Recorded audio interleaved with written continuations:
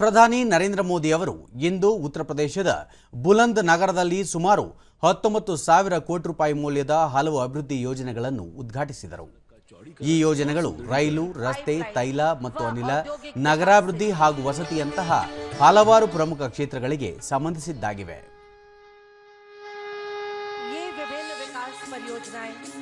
तालियों से माननीय प्रधानमंत्री जी हरी झंडी दिखाकर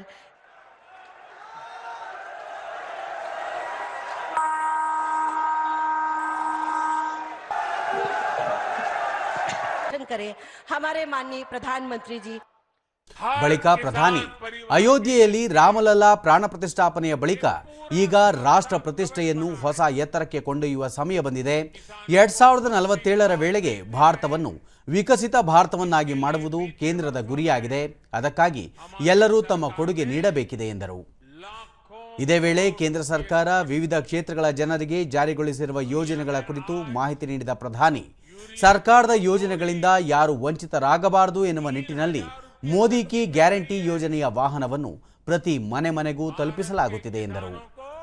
ಕೃಷಿಕರಿಗೆ ಕೇಂದ್ರ ಸರ್ಕಾರ ನೀಡುತ್ತಿರುವ ಯೋಜನೆಗಳ ಮಾಹಿತಿ ನೀಡಿದ ಪ್ರಧಾನಿ, ಪಿಎಂ ಕಿಸಾನ್ ಸಮ್ಮಾನ್ ಯೋಜನೆಯಡಿ ದೇಶದ ಕೋಟ್ಯಂತರ ಕೃಷಿಕರಿಗೆ ಇದುವರೆಗೆ 3.5 ಲಕ್ಷ ಕೋಟಿ ರೂಪಾಯಿ ಮಂಜೂರು ಮಾಡಲಾಗಿದೆ ಎಂದರು. ಕೃಷಿಯ ಅಭಿವೃದ್ಧಿಯಾದರೆ ದೇಶದ ಅಭಿವೃದ್ಧಿ.